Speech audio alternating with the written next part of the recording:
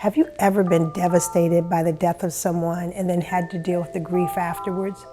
Grief is a feeling that I'm all too familiar with, having experienced loss throughout my whole life.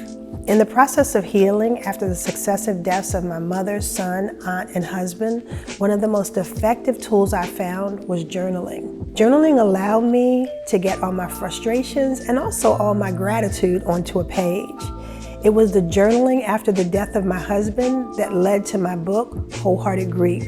The goal of that book was to walk people who are grieving as well as people who are helping them through the grief process. Over the years, after publishing the book, I've had countless people tell me the ways that Wholehearted Grief and the tips included impacted their lives. The book, which was nominated for an NAACP Image Award, has shown me over the years that grief is a topic that people want to talk about, that they want to learn about.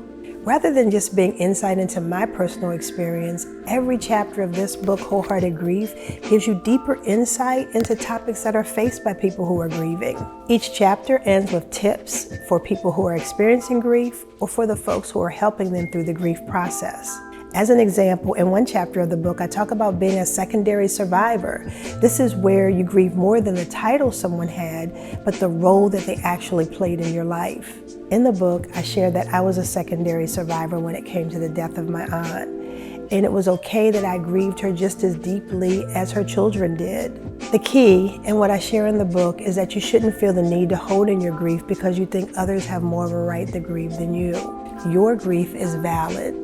Grief is a part of life because death is a part of life. And because of this, we need to effectively learn to deal with grief. The Wholehearted Grief book, which can be purchased at Amazon.com or at the link in the description, was created so that you would know you don't have to go through this journey alone. It was also created so that you have information and tips to ease the pain of your journey. Please take a second to purchase the book for yourself or someone you love, knowing that every purchase benefits Whole Heart, the nonprofit I started to help people who are grieving both life and death.